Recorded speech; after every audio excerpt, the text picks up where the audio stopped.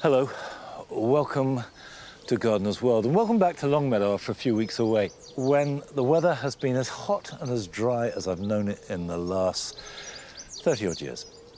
And if you've got containers, you've got to water them. Otherwise, in the sort of heat and drought we've had, they will just shrivel up and die. Now, that makes life tricky because there are hosepipe bans, there are water meters, so it does mean using what water you need to use really carefully. And we haven't watered the borders at all. And the effect is beginning to become really noticeable, sometimes quite dramatic. So, for example, the big hornbeam balls that I planted in spring have suffered. The ones exposed to the sun are not looking good at all. The ones in the shade are actually looking fine. Just that difference of a few meters is transformative. And it's one of the many things we're learning about how plants react. Clematis, which I would expect to really not like this dry weather, are doing fine because their roots are deep. These are all factors that we're having to learn about and piece together and try and adapt to the changes of weather that we are having to deal with. Now, coming up on today's programme, Arit visits a cut flower grower in Kent. His plot is filled not only with floral beauty, but also a fascinating range of wildlife. Wow! We've got privet hawk moths, so Look at that's our those. largest UK resident species. It's a good night for elephants. Wow! Elephant hawk moths. Is that your biggest ever haul? I think this is the most elephants I've ever seen. Yeah, that's definitely peak elephant. We catch up with Jamie Butterworth as he puts the finishing touches to our RHS Chelsea dog garden in its final position at Battersea Dogs and Cats Home. Harold is doing exactly what you were talking about. He's using the garden, he's got a lot to explore, and he's taking it really slowly. He is. It's so lovely to see, genuinely. And we visit a grower who is a self-confessed obsessive about Echeverias. This is Echeveria madaba, and she is absolutely stunning. It's got beautiful wavy lines. Its leaves are almost metallic and shiny. It's just beautiful.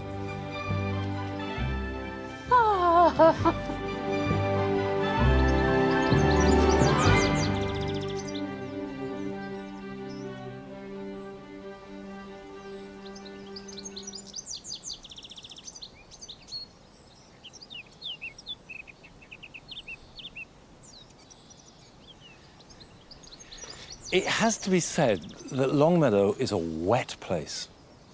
We never get drought. Well, we never used to get drought. Plants are just shriveling up. Flowers have been going over much quicker. Obviously, the roses just went over almost overnight. And the other thing that's happened is quite a lot of things have held back. So, for example, normally by this time, the dahlias are really zinging with flower and colour. And one of our main jobs is deadheading. Hardly any have come into flower yet. Hemerocalis, untouched, not bothered by it at all. The yews, which I planted, are really suffering. I should be watering those more, and yet those are plants which I think of as tough as old boots.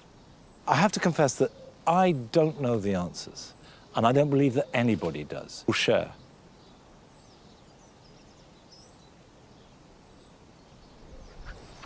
Good boy.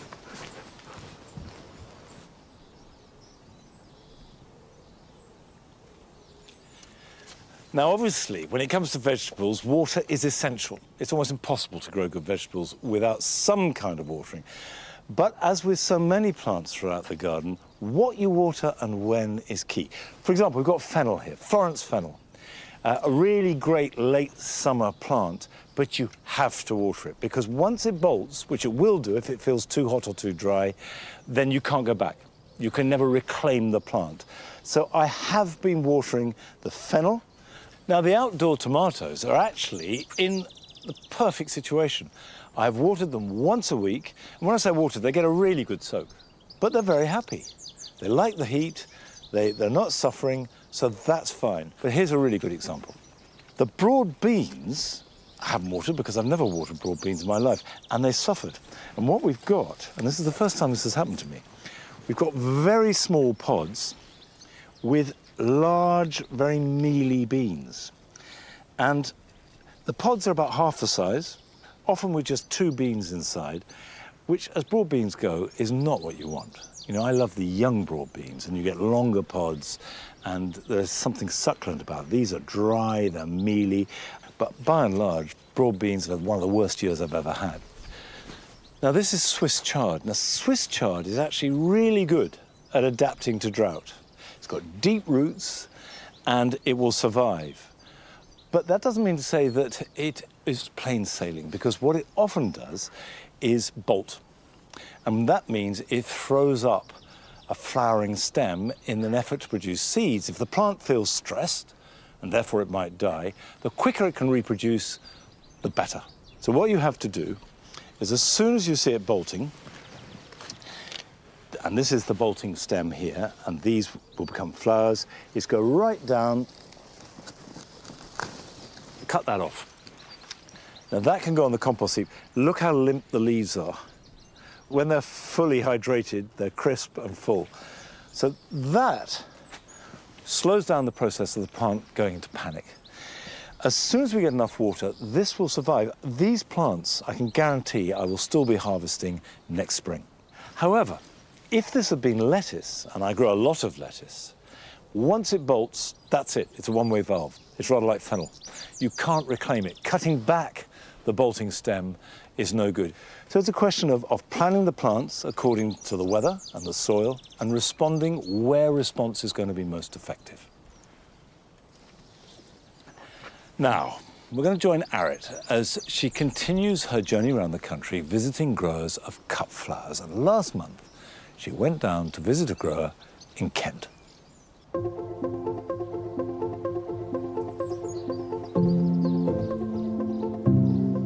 This year, I'm on a mission. I'm meeting some of the growers who are driving a homegrown revolution right here in the UK. There are many people growing their own, and I don't just mean vegetables, which of course is important, but those that are growing seasonal British cut flowers. And they're doing it for the love of flowers, but also for wildlife. I've come to Kent to meet Nate Moss. Being able to grow his own fresh flowers was the motivation to transform his garden into a business. I brought a pair for you, actually. You knew I'd love that. Yeah, it's hard to keep up with them this time of year, the sweet peas. They're just coming into their prime now, actually. You just need sort of 10 or 12 to stick in a vase, and gives you a really lovely display. Brilliant. Have you always loved gardening, Nate? I have, yeah. I think literally since I was 5 or 6, I've got memories of being outside and planting stuff and growing and designing spaces. I grew up in a military family, so we moved around every year or two, and actually also grew up with undiagnosed ADHD and autism. So Right. I think being outside is where I feel most myself. So when did you decide to turn the space over to cut flowers? I think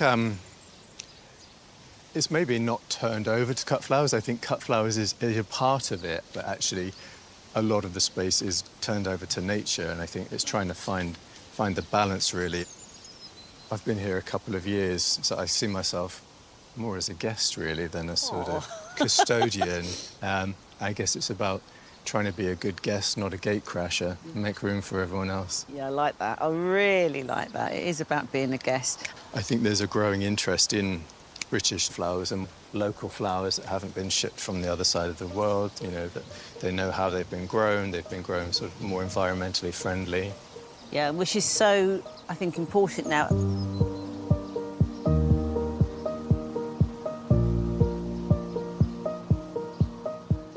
Oh, Nate, this is just lovely. Should put these down. Absolutely, yeah. I mean, what do you choose? How do you decide what to grow? So I think a lot of what I'm growing here is sort of country garden favourites. You've got dahlias and snapdragons and cosmos and kind of the more traditional stuff that you would grow in a cut flower garden in this country. To help realise Nate's ambition to bring more wildlife in, he's begun growing a very different group of plants for his bouquets. So it's early days, but these are all British native wildflowers. So we've got the wild form agrostemma, which is corn cockle, And then we've got our native salvia, which is just starting to come out, the lovely purple blue. Ideally, what we want to do in terms of sustainability will be to grow almost like a cutting meadow. So you've got plants growing in a community. They're going to need much less input from me. They'll be much more resilient. And that ambition is already growing into a reality. Well, this looks great. So this was just a sort of bog standard green lawn when we moved in a couple of years ago. And that's one of the first things we did, just let the grass grow and then cut it in the autumn and broadcast some wildflower seeds. So this is, I guess, still an infant. Very much so, in some ways. But, you know, already, you know, seeing the butterflies dancing across it, I mean, it's doing its job. Yeah, as soon as the sun comes out on a day like this, you can start to see the meadow jumping with butterflies and bees, and yeah, it just comes alive. And it's not just the daytime pollinators that Nate wants to attract to his garden.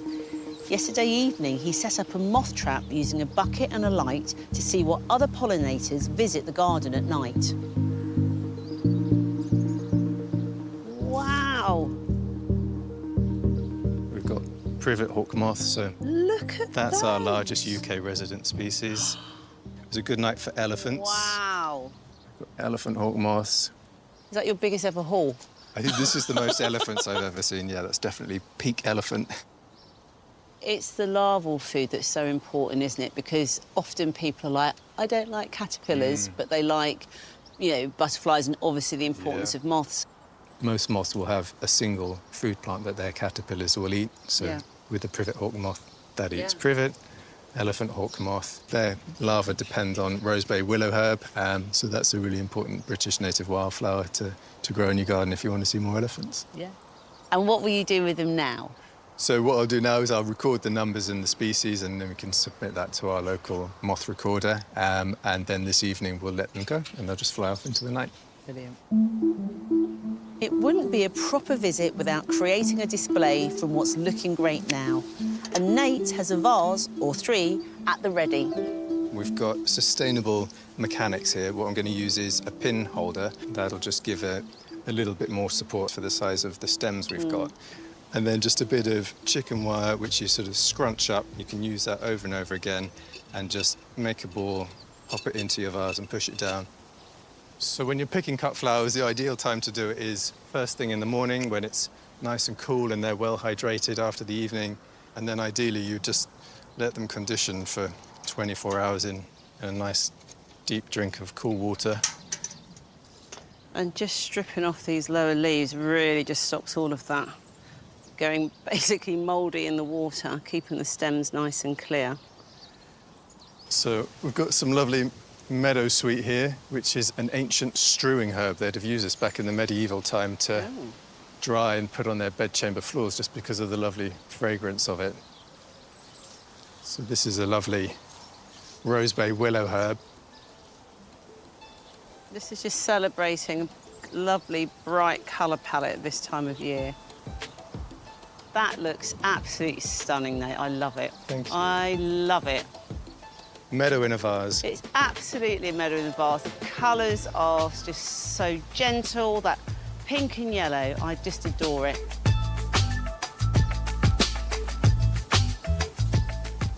I really love how Nate's passion for nature and wildlife has driven him to grow these British wildflowers alongside the more traditional cut flowers. You can really feel the love in every single stem. And the great thing is that they haven't been flown across the world. They haven't used any pesticides. They've been grown here in this native soil.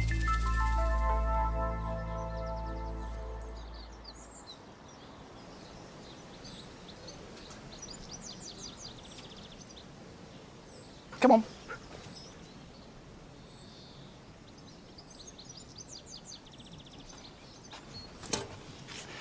I have to say, I am deeply jealous of those sweet peas because the drought has affected mine catastrophically. Nevertheless, they looked wonderful, and I thought the arrangements at the end were simply magnificent. Lovely. Now, these are my potatoes. I planted these in early April. They have not had a drop of water at any stage in their growth, other than the rain. They're Charlotte, they're a second early, which means that they're ready from about the end of June, beginning of July. Now, what I will do is pull a little bit away, like this. And already we can see that some are coming up by hand.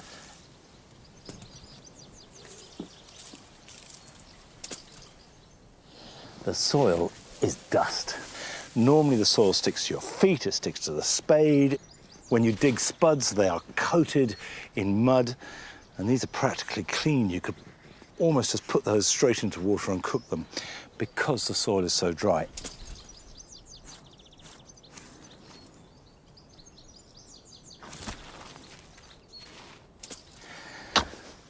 Well, that's enough for lunch.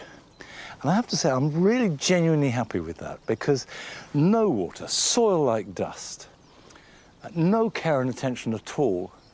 And look at them, really nice potatoes. They'll store for about 3 months and make us very happy in the process.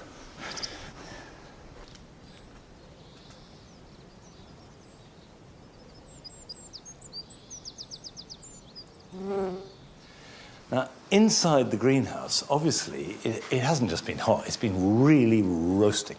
In here, it's been in the mid and high 40s day after day. And managing that can be quite tricky with interesting results. So something like the cucumbers haven't minded the heat at all. They're fine as long as they get enough water. I should harvest some. So let's have a couple for lunch. That will do. That one is a nice small variety called Pissandra. The squashes, also a member of the cucurbit family, have really done well. I've watered these probably twice, maybe 3 times a week. They're absolutely incredible. But what we're aiming at are really good fruits. Now, each plant, I think, can cope with 3 fruits and no more. So at this stage, you want to start cutting back. Now, the first thing to do is to cut back foliage that's blocking light. So we can see there's a fruit there. That looks really nice. So if I take that out and that out, and of course, what that's doing is letting light onto it, and that will help the ripening process.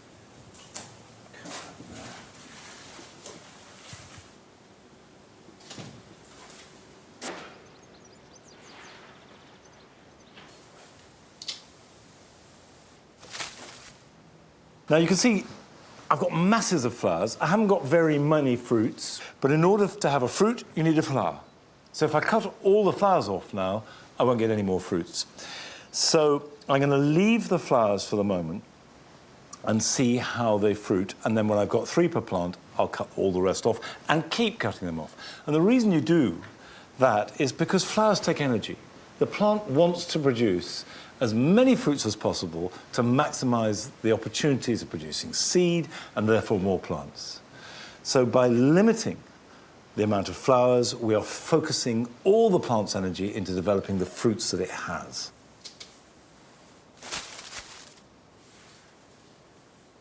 I've been away for a couple of weeks, and while I was away, someone very kindly watered the greenhouses for me. And on that side, because the tomatoes were younger, they didn't water so much. Over on this side of the greenhouse, bigger plants, they thought they needed more water. They watered every day. Now, that was too much water, and the result is this. You'll see these tomato fruits are horribly blackened, but they have one feature which is common to all of them. The discoloration is all at the bottom of the fruit, which is where the flower was. And this is called blossom end rot, and it's really quite common. This is very dramatic. This is the worst example I've ever seen. But sometimes it's just a general browning, a stain at the bottom of the fruit. And it's caused by lack of calcium. And it's not that there isn't enough calcium in the soil, but if you have too much water, it inhibits the plant from taking up that calcium. To make life complicated, if you have too little water, you can also get it. It's not something that's going to spread because it's caused by the cells collapsing. However, it's really easy to fix. Just change the watering regime, twice a week, a good soak, and that's almost always enough for any tomato.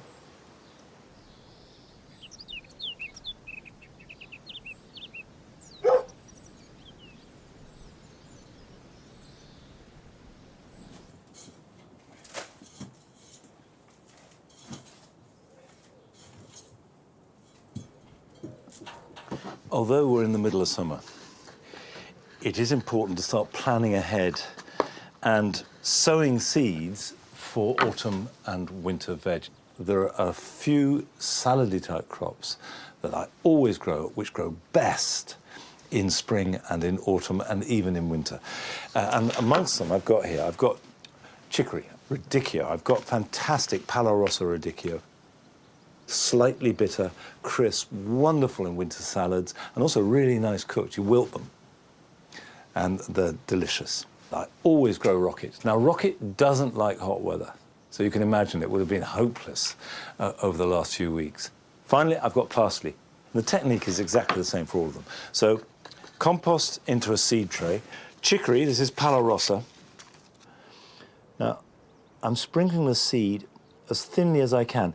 You can, of course, sow these direct, and they'll grow perfectly well, except that the ground at the moment is so dry, so you've got to water well and keep watering. And you don't need a greenhouse. You can do this perfectly well on a windowsill. Gently press them in. All I'm doing is making contact with the seed to the soil. I'm not pressing down. And they need to be covered over. And it's just a light covering which lets a little bit of light through and also lets the moisture through. A label. And this is certainly something I'd get on and sow now. I wouldn't leave this any longer. Now, that will need watering, and I'm going to dip that in a tray of water, so we'll put that to one side.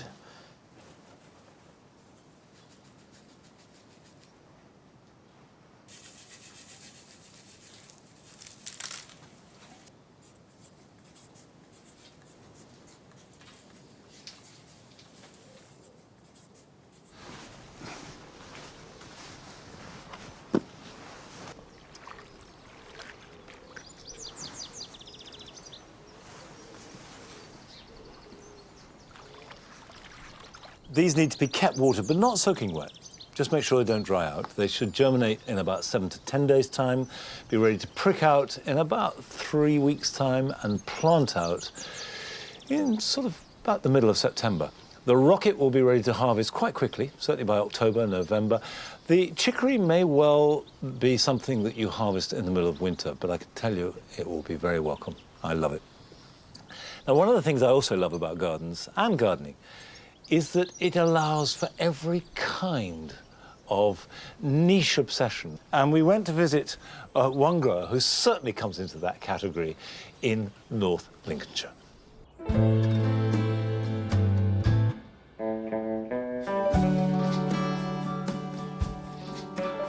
Hello, my name is Tracy Coogan and I am obsessed with Echeveria.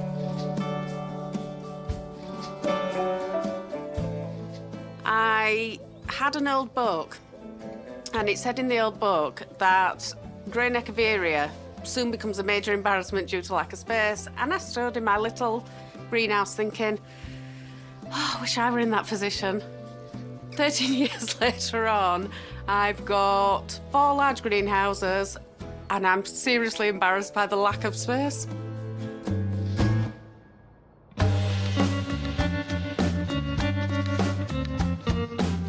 Echeveria are just the most perfect genus. Unlike other succulents, there are so many different varieties and forms within the genus. You've got plants that have hairs on the leaves, compacted rosettes, we've got shrub-type plants, we have plants that look like ornamental cabbages. They come in every colour of the rainbow, from pure snowy white through blues, greens, pinks, purples, blacks. They are just the most amazing plant. This is Echeveria polydonis, and I would say it's possibly one of the most easily recognised plants. It's a species plant from Mexico. It's got beautiful, beautiful margins. It's tough, it's robust, and it's one of the few plants that will cope with the British weather. It can manage sub-zero conditions, providing it's protected from the rain and it's not wet. This is Echeveria madaba. She is absolutely stunning. It's got beautiful wavy lines. Its leaves are almost metallic and shiny and multi-toned. In different lights, it picks up different hues. It's just beautiful.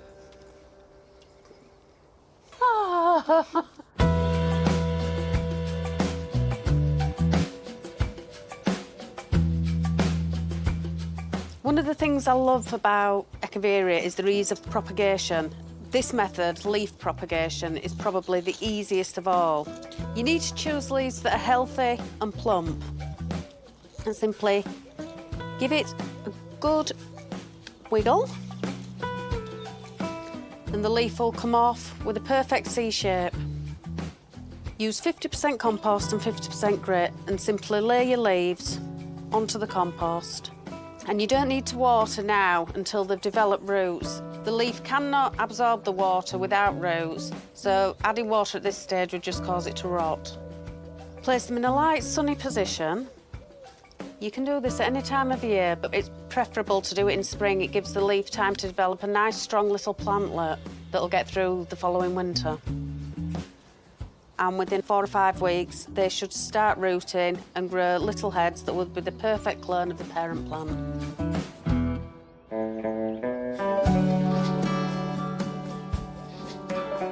This is one of the Echeveria raindrops varieties. It's a beautiful mutation that's got like little teardrops that have formed on the leaves. This form has drops 52 weeks of the year. There are some forms that during the summer the drops are no longer visible and then they'll reform again in winter. Here's a beautiful plant called Echeverias skinneri. It's not something you'd associate as being Echeveria. It's got these beautiful tall stems. It grows very much like Aeonium, and much like Aeonium, you can propagate it by cutting the heads off when they get too long, letting them callus over and potting them on.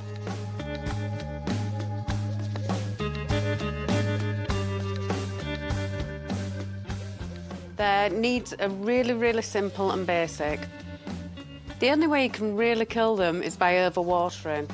You need to use a really good quality potting compost and mix that 50% potting compost, 50% grit.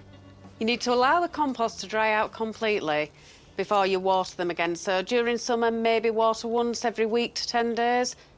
They like a bright sunny position, but would be really, really happy if you could give them a little bit of afternoon shade. At the first sign of frost, you need to bring them in and dry them out and allow them to go into dormancy. Once it goes cold, they won't take up water, so watering them is pretty much pointless.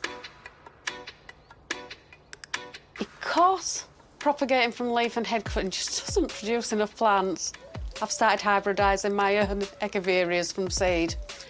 So last year I chose Echeveria Shaviana peregrina and added it to a more robust plant, Echeveria cuspidata, with its beautiful pointy claws.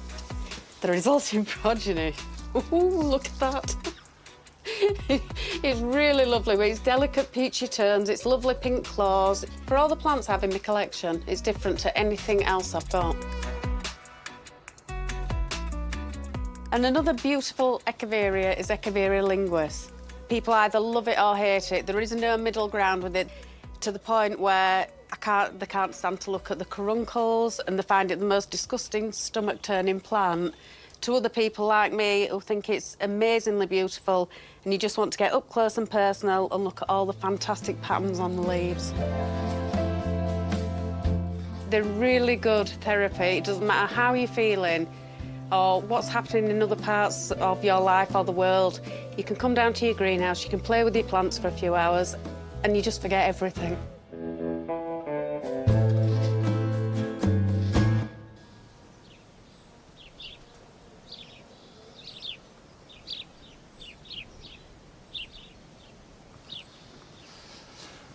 I now feel a bit inadequate about my own Echeverias because, although they're lovely and really interesting, and incidentally, very easy to look after because, as Tracy so brilliantly pointed out, if they're not growing, they don't need water, and they don't need much water anyway. They're wonderfully adapted to neglect, if you like. Now, this is a yew hedge that I planted from cuttings that I took some years ago, deliberately to replace the box hedges that lined all the borders here in the jewel garden. They're coming into being. It's not yet what I would call a proper hedge, but when I planted it, they were completely individual plants. They are growing together, and you have to have an element of patience.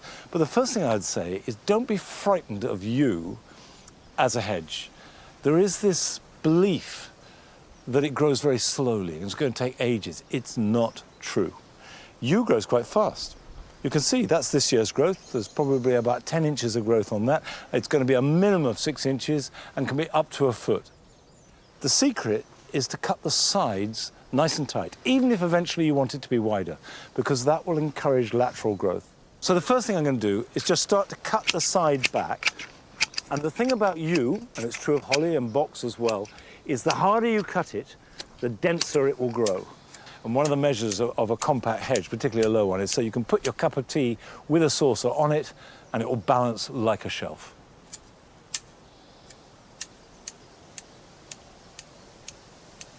When you're cutting an evergreen hedge like yew, it's best to do it between August and even November.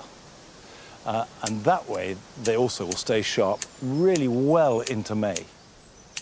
And I would stress these have not been watered or fed ever. What I do is mulch them in spring, and that's been it. Now, having done that and been along, I can now think about doing the top. I need to also do the inside, but there's much less growth on that because that is north-facing, and you've got other plants, so there's very little light getting to it, so therefore it's not growing so well. Now, when it comes to the top, hip height is about right. You can put a string, you can get a level, you can aim to get it dead right. At this stage of its growth, I just want to get a line, and I can do that by eye. So if I just go across like this, and I can level it up a bit later.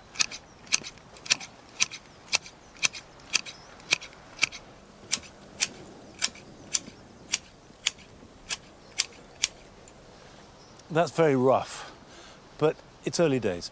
It'll be another 2 or 3 years before that's a solid hedge. And just remember, all this came from cuttings, so worth doing. Now, at Chelsea this year, I did my first show garden. I say I did my first show garden. It was very much a team effort. And the key person who worked with me throughout this was Jamie Butterworth.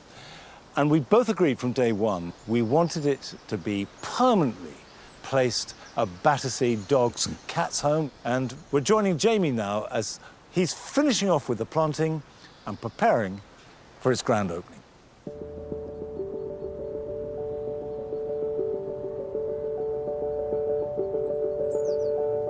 Helping to bring Monty's RHS and BBC Radio 2 dog garden design to life at Chelsea this year was an absolute honour for me as a plantsman. It was a huge whirlwind of a project that got lots of attention. It was an emotional roller coaster and I loved every minute of it. But the story of this garden is far from over. The RHS and Monty were so passionate this garden brings as much joy to as many dogs as possible. Which is why it's coming here. Battersea Dogs and Cats Home in central London has been rescuing, rehabilitating and rehoring animals ever since 1860. The operation to transfer the show garden from Chelsea to its forever home here has been going on for 6 weeks. And now its royal grand opening is just 5 days away. And I think we're in a pretty good place. All the major structural bits from the garden at Chelsea are now here. So all the trees have now been moved over. The hard landscaping is all in. So these are all the bricks that made the path at Chelsea. We've redesigned it slightly because we needed to have a entrance area that the dogs could actually go onto in the first place and then on and into the garden. The hedge that was at the back of the garden is now in and actually is doing a really important job because just a metre behind that hedge is a railway line. So it's really important to try and screen that out from the dogs. Over at the back of the garden, we've got the most incredible team of volunteers from Battersea planting away. But I reckon today, maybe tomorrow, we'll get those all in.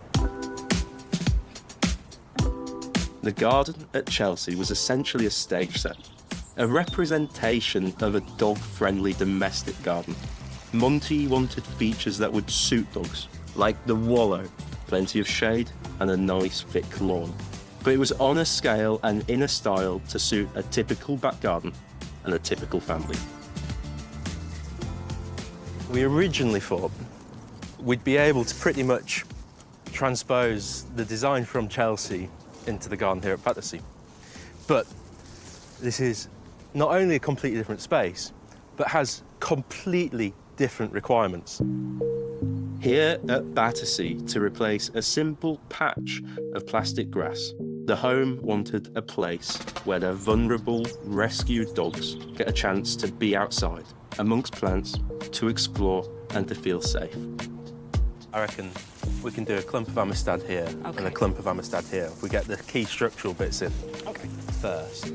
So, I've been working closely with Battersea's lead horticulturalist, Dawn Richards, to make sure this is a garden that really fits their brief. Dawn, why is this garden so important to the dogs here? Well, as you've probably seen, it's a really urbanised environment here. You know, it's very built up, and the dogs that are in kennels, whilst we do provide the best enrichment and the very best care we can, shelter life can be quite one-dimensional. So it's great for them to be able to get out, experience sort of green spaces, come into contact with nature, and just sort of be able to make that sort of freedom of choice to explore. I garden in a very different way to how I would say in my own home. And when I place plants, when I put plants in the ground in an area here, I'm really thinking about how the dogs are going to interact in that space. You know, they're a lot lower to the ground than us, so they're going to navigate through the garden differently. And the enrichment benefits that they're going to gain from it is from touch, is from, you know, the aromatics, the smell. So like the oregano. So like the oregano, absolutely. And, you know, that's really powerful for a dog. You know, we think an awful lot about mindfulness, about coming into contact with nature and how intrinsic that is for our own well-being. But equally so, you know, with dogs, they enjoy and need the same enrichment. In terms of well-being, that's massive, you know, massive. To see if we're going in the right direction, it's time to put the new garden to the test with the help of the canine residents themselves. First up is Jasper. Hey, there he go. goes. He is picking his way through Meandering and smelling, which is really lovely to see. He's using it exactly how we hoped dogs would use it. He's getting the benefit of this environment, but not free running, burning off energy, but engaging his brain and having a little nibble, which is really, really incredible to see. If you've got a dog at home and you're wanting to try and replicate a bit of this, what would your advice be? I'd say, you know, if you can, don't be so precious about your gardens. Allow your dog to use it. Place your most precious plants maybe to the back of the borders where the dogs won't necessarily, you know, walk on them or flatten them. But also, you know, think about what dogs want from nature, what they look for in nature. They love a bit of shade, maybe, you know, some water. That could be a small child's paddling pool. It could be, you know, a large bowl of fresh water every day.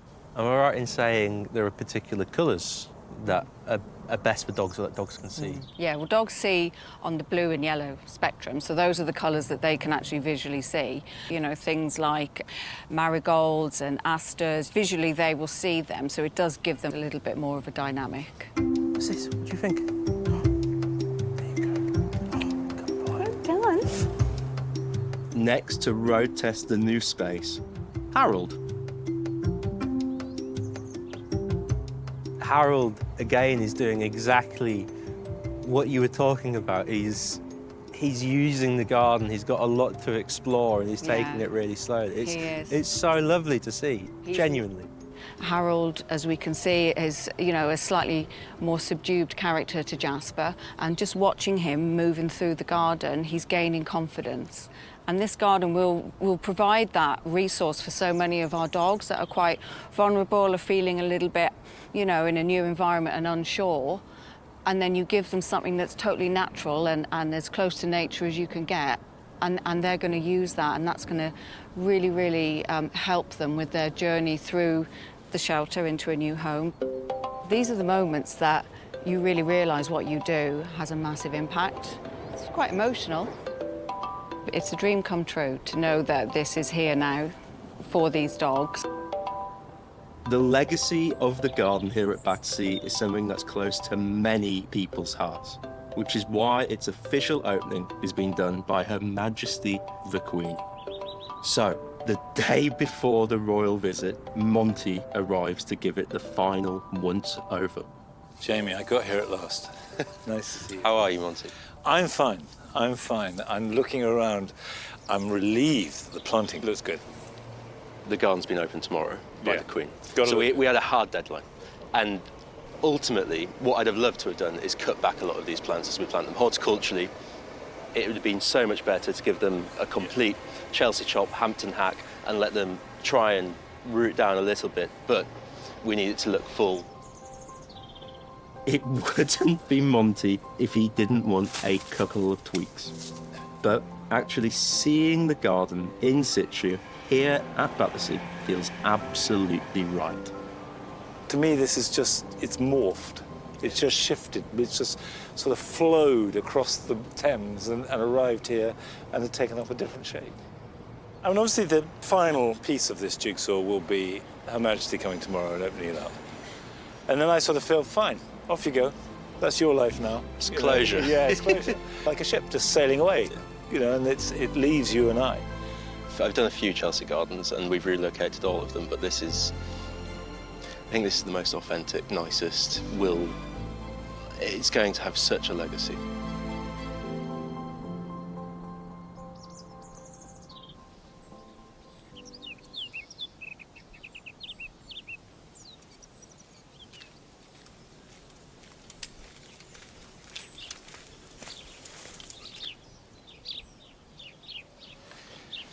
Seeing the garden come to its final resting place was deeply satisfying. Jamie and I had worked on it over the past year so intensely. For about 2 or 3 months, we spoke over the phone about 4 times a day and went over every detail, every conceivable square inch we both knew intimately. And then for the Queen to come and open the garden, and for so many people, and dogs of course, to so obviously get pleasure from it, was very satisfying. And knowing that that garden is going to live on for years to come is a really good way to conclude my involvement with it.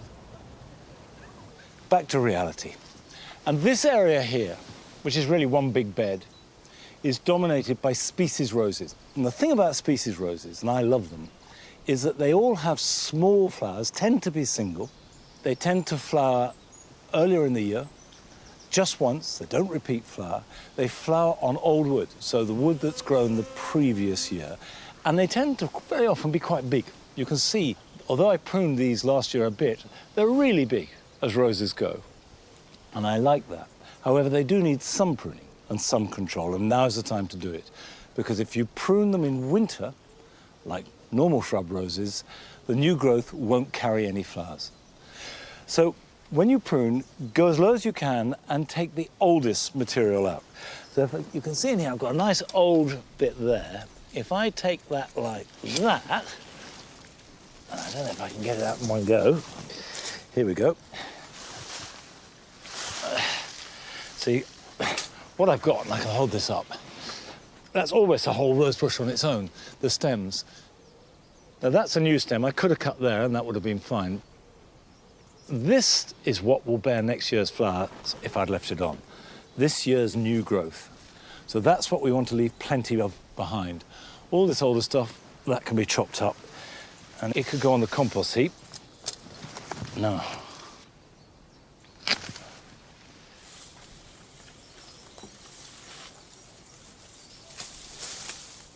Anything that's got flowers on it is not going to flower next year. So I can take that back like that. That can come out. So let's go right down low. I can just see a slight bud. If I go above that, it will regrow from that point.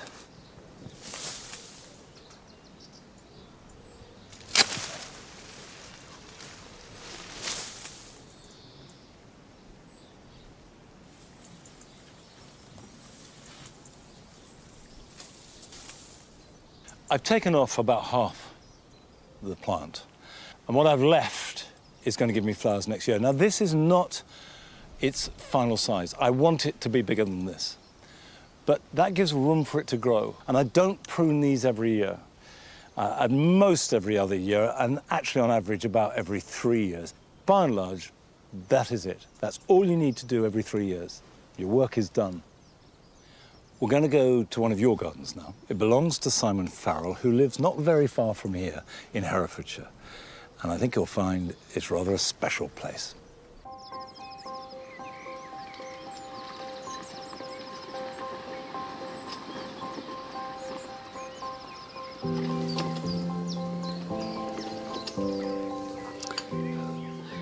Hello, my name is Simon, and welcome to my 1 acre patch of paradise in the middle of Herefordshire.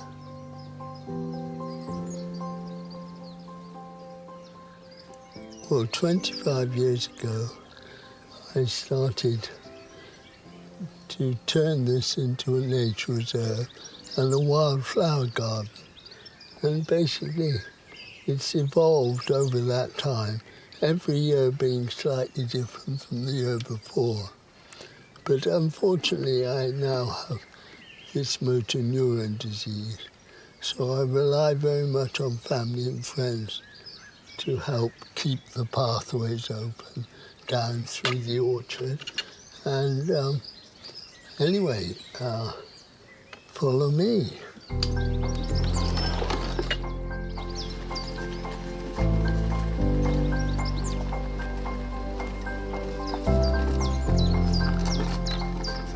This border, which is right outside the cottage, is really started off as a herb garden.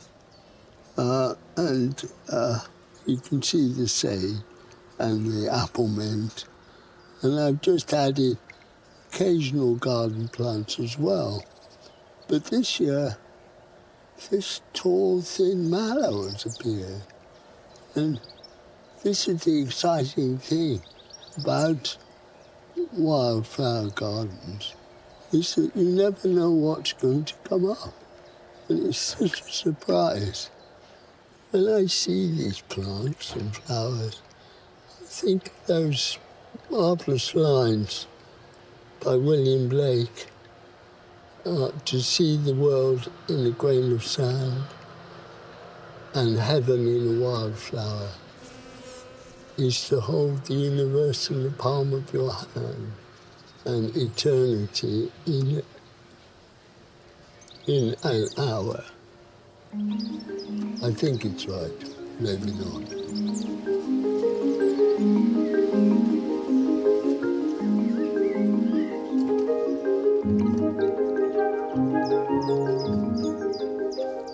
Yes, a pond is central part of a wildlife garden. And to have dragonflies come to your pond, it's just sort of wonderful beyond belief. And there's so many different types and colours and forms and the way they hover and hunt. Oh, there's a newt. I've just seen a newt.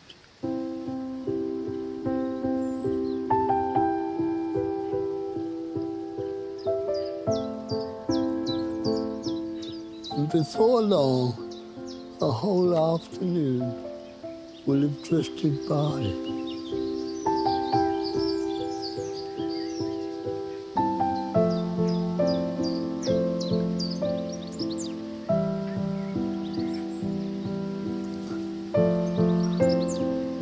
And my mind is full of the wonder of it all.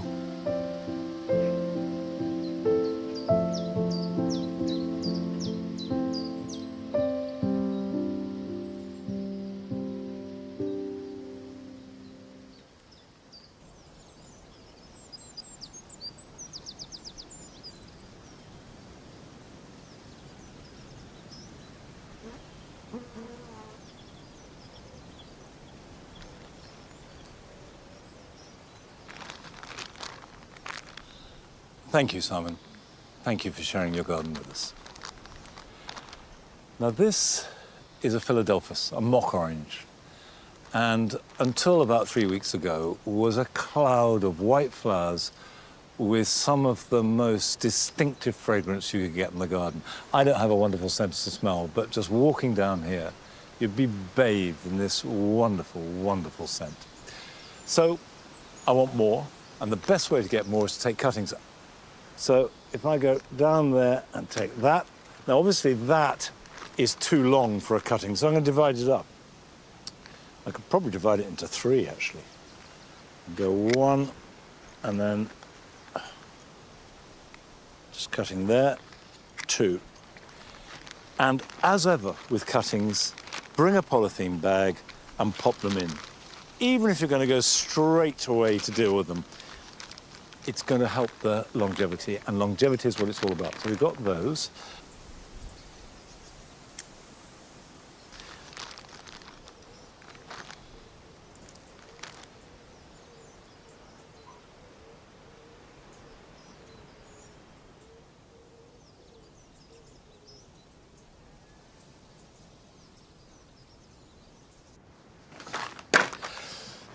I've got these cuttings in the bag, and now the important thing to do is to process them as quickly as you can. Have compost ready that has got a lot of perlite, sand, or grit in it.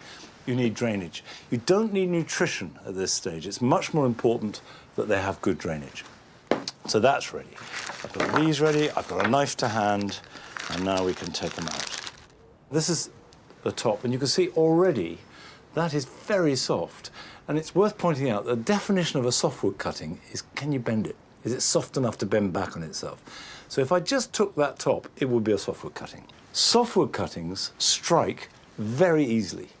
However, they die very quickly. This, though, has got a base that is firmer, and you can see that if I tried to bend that, it's flexible, but it can't bend on itself, so it's semi-ripe. They're slower to take, but they're pretty reliable. They're less prone to dying back. So I need to reduce the leaves. Now, these leaves would lose moisture, and if the plant loses too much moisture, it'll die before it has a chance to grow roots, and if it doesn't have roots, it can't take up any more moisture. It's a very simple equation. So I've just left a few little leaves on the top. Clean it off by cutting below a node. Now, a node is simply a fancy name for where the leaves join. And if you cut just below the node, the sharp knife, that's the place where roots are most likely to form. Now, I need that to make a hole. So I've sunk it in nice and deep. This one, I'll take the leaves off. So that can go in. Taking these off.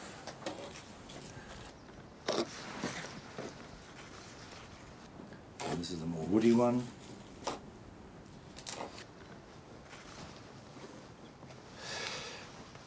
Water that and put it somewhere protected from direct hot sunlight and being too wet or too windy. I will not touch these until next spring. However, I'm really confident that what I'll get next year is this. Because what I have here are a tray of Philadelphus that I took as cuttings this time last year. And you can see the result is, and they've been potted on into their own separate pots, really nice, healthy plants. Now, if you were to buy that in a garden centre, you would be looking in excess of £10 and maybe as much as twice that. I will probably plant these next spring when they will be up here. They'll have a good root system, nice big pot, and it's cost me absolutely nothing. And if that doesn't make you want to take a cutting, then I don't know what will. However, even if cuttings aren't your bag, here are your jobs for this weekend.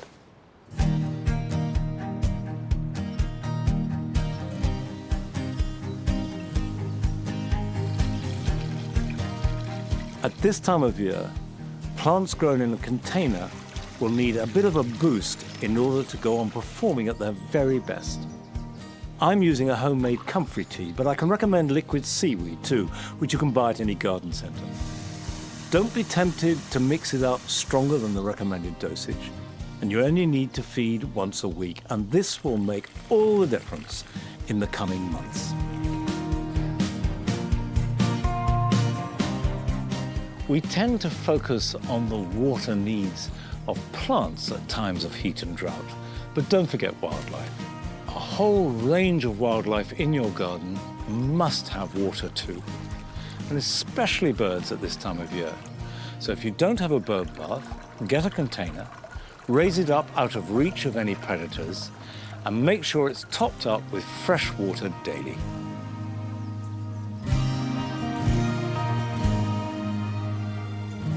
Because of the intense heat and drought of this summer, many of us have plants that look burnt to a frazzle. I'm afraid there's nothing to do but to cut them back hard. If you can, give them a good soak. They may well regrow this summer, but even if they don't, they'll be healthy and grow back next year as though nothing has happened.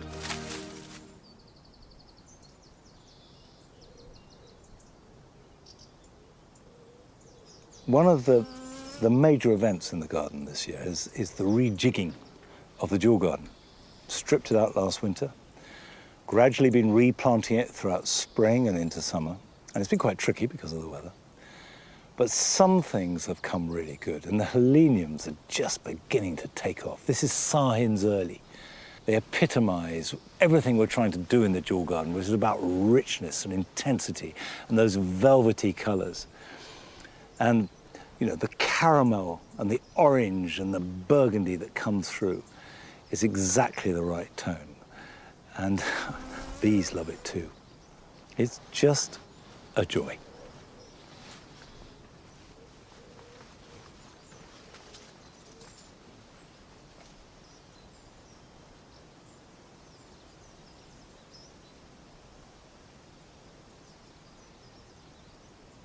Well, that's it for today.